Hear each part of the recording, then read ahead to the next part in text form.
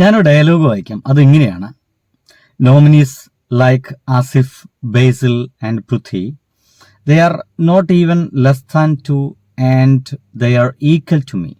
Something happened in between this and that is why she came it to me. Please. ഇനി പറഞ്ഞ ഡയലോഗിക്ക് ശേഷം മമ്മൂട്ടി എന്ന് പറയുന്ന മനുഷ്യൻ പിന്നെ ചെയ്തത് മലയാളത്തിൽ ഒരു വാക്ക് പറയലാണ്. വാടാ എന്ന് പറഞ്ഞപ്പോൾ രണ്ടുപേർ, അതിലൊന്ന് ആസിഫാണ്, ഒന്ന് ബേസിലാണ്. ആ രണ്ടുപേരും കൂടിയിട്ട് സ്റ്റേജിലേക്ക് കയറി നിൽക്കുകയും തനിക്ക് കിട്ടിയ best award, best means best actor award, Filmfare award, 16ാമത്തെ അവാർഡ്, അത് ആ 3 പേരോട് കൂടിയിട്ട് ഒരുമിച്ച് ഷെയർ ചെയ്യുന്ന ആ ഒരു നിമിഷം ഉണ്ടല്ലോ. ഞാൻ പറഞ്ഞു വെക്കുന്നത്, ഒരു തരത്തിൽ പറഞ്ഞാൽ അത് ആസിഫിനും ബേസിലിനും അവരുടെ ജീവിതത്തിലെ ഏറ്റവും അസുലഭ മുഹൂർത്തമാണ്. അതേസമയം തന്നെ കേരളത്തിലെ ആളുകൾക്കും മലയാളികൾക്കും അത് മറക്കാനാവാത്ത ഒരു മുഹൂർത്തമാണ്. ഇങ്ങനെ പറയാൻ കാരണം, ഇങ്ങനത്തെ ഒരു ഏർപ്പാട് ഏതെങ്കിലും ഒരു ഇൻഡസ്ട്രിയിലെ ഏതെങ്കിലും ഒരു വലിയ നടൻ ഒരു കാരണവശാലും ചെയ്യില്ല എന്നുള്ളതാണ്. തനിക്ക് കിട്ടിയ അവാർഡ് അഭിമാനത്തോടെ അഹങ്കാരത്തോടെ വാങ്ങിച്ചു പോകുന്ന ആളുകളൊക്കെ നമ്മൾ കണ്ടിട്ടുണ്ട്. പക്ഷേ ആ അവാർഡ് തനിക്കൊപ്പം അഭിനയിക്കുന്ന, തന്നേക്കാൾ എത്രയോ ജൂനിയർ ആയിട്ടുള്ള ആസിഫ് അലി എന്ന് പറയുന്ന, ബേസിൽ ജോസഫ് എന്ന് പറയുന്ന ആ 2 പേരോട് കൂടിയിട്ട് ഷെയർ ചെയ്യാനുള്ള മമ്മൂട്ടി എന്ന് പറയുന്ന ആ ഒരു മനുഷ്യന്റെ മനസ്സുണ്ടല്ലോ, മലയാളത്തിൽ നമുക്ക് വേറൊരു നടനിൽ നമുക്ക് ഇതുവരെയും കണ്ടിട്ടില്ല. അതുകൊണ്ടാണ് പറയുന്നത് കേട്ടോ, വേറൊരു നടനിൽ നമ്മൾ അങ്ങനത്തെ ഒരു മനസ്സ് കണ്ടിട്ടില്ല. ഇനി ഇങ്ങനെയൊക്കെ പറയുമ്പോൾ ആ സീനൊന്ന് കണ്ടിരുന്നെങ്കിൽ എന്നൊക്കെ പലരും ആലോചിക്കുന്നുണ്ടായിരിക്കും. അവർക്ക് വേണ്ടിയിട്ടാണ്, ഒന്ന് കണ്ടോക്കൂ.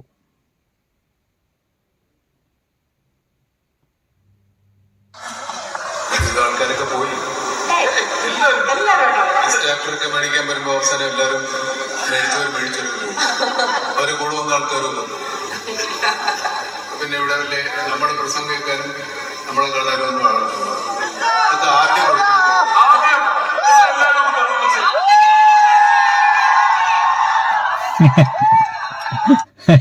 കൈ കൂപ്പി തൊഴാണേ മനുഷ്യൻ.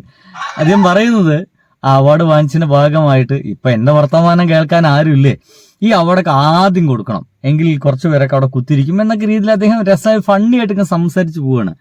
അപ്പോഴാണ് ആളുകൾ മുഴുവൻ അലറി വിളിക്കുന്നത്. ഒരാളും പോയിട്ടില്ല. ആദ്യമായിട്ടാണ് ഫിലിം ഫെയർ എന്ന് പറയുന്ന ഈ ഒരു അവാർഡ് നിശ നമ്മുടെ കേരളത്തിലെ കൊച്ചിയിലേക്ക് വരുന്നത് കേട്ടോ. ഏറെക്കാലമായിട്ട് നമ്മൾ തമിഴ്നാട്ടിലും മറ്റു സ്ഥലങ്ങളിൽ പോയിട്ട് ഈ അവാർഡ് വാങ്ങിച്ചു വരികയായിരുന്നു. കഴിഞ്ഞ 15 തവണയും മമ്മൂട്ടി അങ്ങനെയാണ് ചെയ്തത്. അങ്ങോട്ട് പോകുമ്പോഴൊക്കെ മമ്മൂട്ടി എന്ന് പറയുന്ന മനുഷ്യൻ ധരിക്കുന്ന വേഷവും ഭയങ്കര വ്യത്യസ്തമായിരിക്കും. നല്ല ഇന്നൊക്കെ ചെയ്തിട്ട് പോകുന്ന ഒരു മനുഷ്യനാണ്.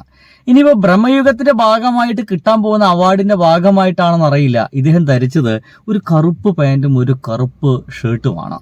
അതൊരു വ്യത്യസ്ത തരത്തിലൊരു കറുപ്പ് പാന്റും കറുപ്പ് ഷർട്ടുമാണ് ഈ ഒരു മനുഷ്യൻ ധരിച്ചിരിക്കുന്നത്.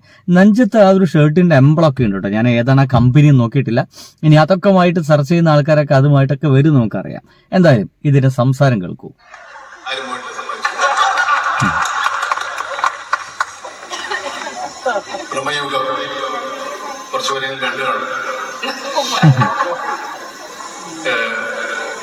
ഞാനും വേറെ 2 ആക്ടേഴ്സുള്ള സിനിമ, പിന്നെ ഉള്ളത് കുറച്ച് ശബ്ദവും കുറെ മറ്റു തരത്തിലുള്ള പരിപാടികളാണ്.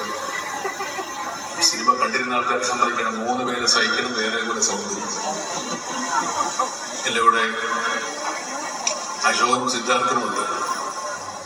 പിന്നെ director, cameraman, art director, music director, ഇത്രയും ആൾക്കാരെ സംവിധാനം. ഈ സിനിമ ഒരു ഫ്രെയിം കിട്ടുമല്ലോ,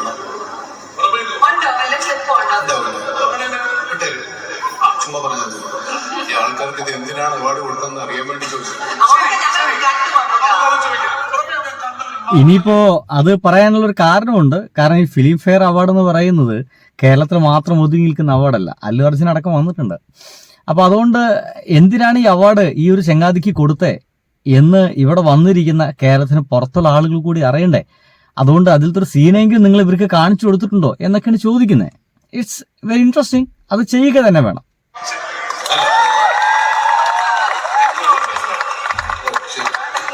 അയ്യോ, ഒരു തരത്തിലേ ശരിക്കും ഈ മമ്മൂട്ടി എന്ന് പറയുന്ന മനുഷ്യർ ഇത് പറയേണ്ട ആവശ്യമില്ല. തമിഴ്നാട്ടിലും ഹിന്ദി നാടുകളിലൊക്കെ ഇപ്പൊ സംസാര വിഷയമായിക്കൊണ്ടിരിക്കുന്നത് കഴിഞ്ഞ വർഷം എങ്ങാണ്ടൊക്കെ വന്ന ആ ഭ്രമയുഗം എന്ന് പറയുന്ന സിനിമയെ കുറിച്ചിട്ടാണ്.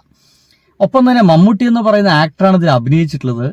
നമ്മുടെ ഇന്ത്യയിലെ ഏത് ആക്ടർ ഇങ്ങനത്തെ വേഷങ്ങളൊക്കെ ചെയ്യും എന്നൊക്കെയാണ് പല ആൾക്കാരും ചോദിച്ചുകൊണ്ടിരിക്കുന്നത്. അതുകൊണ്ട് ഏറ്റവും കൂടുതൽ സംസാര വിഷയമായ ആ ഒരു സിനിമയ്ക്കാണ് ഇദ്ദേഹത്തിന് അവാർഡ് കിട്ടിയത്. ഡിസേർവിംഗ് ആണ്, ഒരു സംശയമില്ല.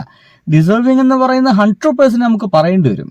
അതുകൊണ്ട് തന്നെ ഇദ്ദേഹം അത് വീണ്ടും ഈ ആളുകൾക്കൊന്ന് കാണിച്ചു കൊടുക്കണേ എന്ന് പറയുന്നതിന് വലിയ അർത്ഥമൊന്നുമില്ല. പക്ഷെ ആ ഒരു നിമിഷത്തിന്റെ ലാഘവത്തിന് വേണ്ടിയിട്ട്, അയാൾ നിമിഷത്തിന്റെ രസത്തിന് വേണ്ടിയിട്ടൊക്കെ ആയിരിക്കാം മമ്മൂട്ടി പറഞ്ഞിട്ടുണ്ടായിരിക്കുക.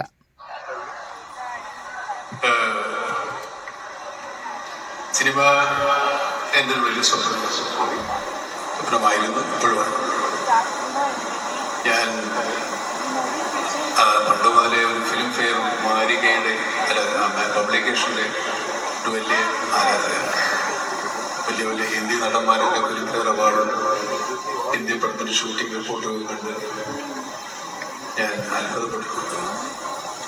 ഒരിക്കലും ഞാൻ വിചാരിച്ചിട്ടില്ല ഞാൻ ഇതൊന്നും കുറിച്ച് നിൽക്കും.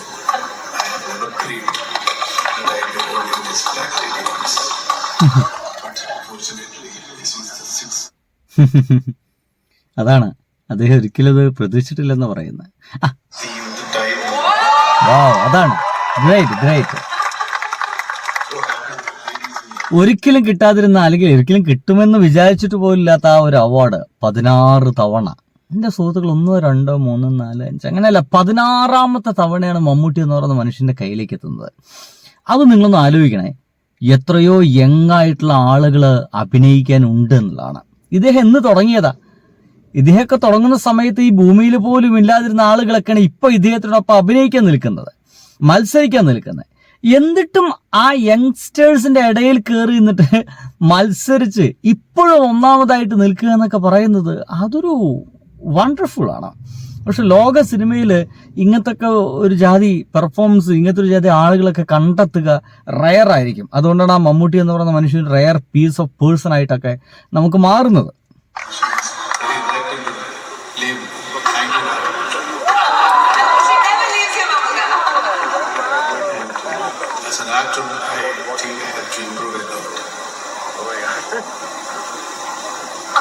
That's true. I'm not lying. Boasting myself. No. They have been trained to be good always. I struggle, work hard,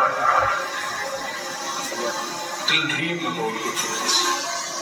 എനിക്ക് തോന്നുന്നതേ, മമ്മൂക്ക ഇപ്പൊ പറഞ്ഞ ഡയലോഗില്ലേ, ഒരു ആക്ടർ എന്ന നിലയ്ക്ക് ഞാൻ ഇപ്പോഴും പെർഫെക്റ്റ് ആയിട്ടില്ല എന്നുള്ളത്, അത് മലയാളത്തിലെ എല്ലാ നടന്മാർക്കും തോന്നിക്കഴിഞ്ഞാൽ ഏകദേശമൊക്കെ അടിപൊളി ആൾക്കാരൊക്കെ നമുക്ക് കിട്ടും എന്നുള്ളതാണ്. ഞാൻ പറയുന്നത്, ഞാൻ ഇപ്പോഴും ട്രൈ ചെയ്തുകൊണ്ടേ ഇരിക്കുകയാണ് എന്നെ മിനുക്കുവാൻ.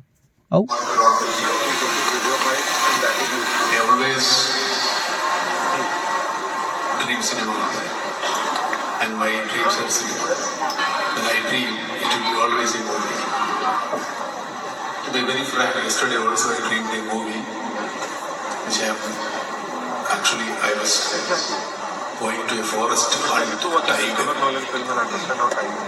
Story, and dreams will not stay more than 7 minutes. But still, my dreams are my movies. I hope you all will be there for long with me in the whole journey. I promise that I will work hard again. ഇതേത് സിനിമയെ പറ്റിയൊക്കെ പറയുന്നുണ്ടല്ലോ, സ്വപ്നം കണ്ട സിനിമയാണ് അത്ര. ഇനിയിപ്പോൾ അത് കഥയായിട്ട് വരികയാണാവോ?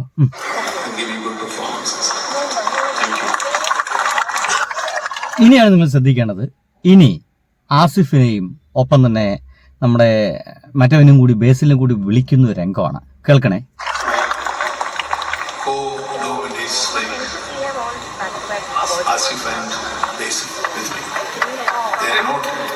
Not less than me, not even a mock actor. They're equal to me, but something happened in between. That's why she came to me. They're both two youngsters, they're so handsome, but still she came to me. Please. Wow, അത്താണ് വാട.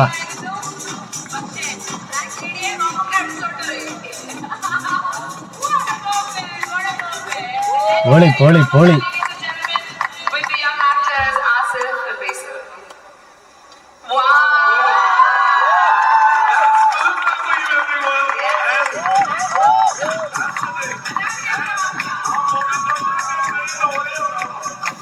അതാണ് ഈ ഒരു moment ഉണ്ടാക്കാൻ കഴിയുന്ന ഒരേ ഒരാളാണ് ഇദ്ദേഹം എന്നതാണ് ഒരു സംശയമില്ല.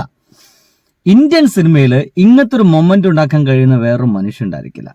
വാടാ എന്ന് പറയുന്ന മലയാളത്തിലെ ആ ഒരു വിളിയുണ്ടല്ലോ, വാടാ എന്ന് പറഞ്ഞപ്പോൾ ആ ഒരു സ്റ്റേജിലേക്ക് കയറിപ്പോയത് ഇദ്ദേഹത്തോടൊപ്പം മത്സരിച്ച വേറെ രണ്ടുപേരാണ്, ആസിഫ് അലിയും ഒപ്പം തന്നെ ബേസിൽ ജോസഫും. ആ രണ്ടുപേരും ഓടിപ്പോകുന്നു, അദ്ദേഹത്തിനൊപ്പം നിൽക്കുന്നു, അവാർഡ് ഒരുമിച്ച് വാങ്ങിക്കുന്നു. സുഹൃത്തുക്കളെ, നമ്മുടെ ലോക സിനിമയിൽ, നമ്മുടെ ഇന്ത്യൻ സിനിമ, ലോക സിനിമ ഇനിയിപ്പോൾ അത്ര അങ്ങോട്ട് എക്സാജറേഷൻ കൊടുക്കണ്ട, ഇന്ത്യൻ സിനിമയിൽ ആരിങ്ങനെ ചെയ്തിട്ടുണ്ട്? തനിക്ക് കിട്ടിയ അവാർഡ് തന്നേക്കാൾ എത്രയോ ജൂനിയർ ആയിട്ടുള്ള ആളുകളുമായിട്ട് ഷെയർ ചെയ്യാനുള്ള ഒരു മനസ്സില്ലേ, അതാര് ചെയ്തിട്ടുണ്ട് എന്നുള്ളതാണ്. ചോദ്യങ്ങൾ മനസ്സിലാവുന്നുണ്ടല്ലോ അല്ലേ? അഭിമാനം തന്നെയാണ്. ബൈ.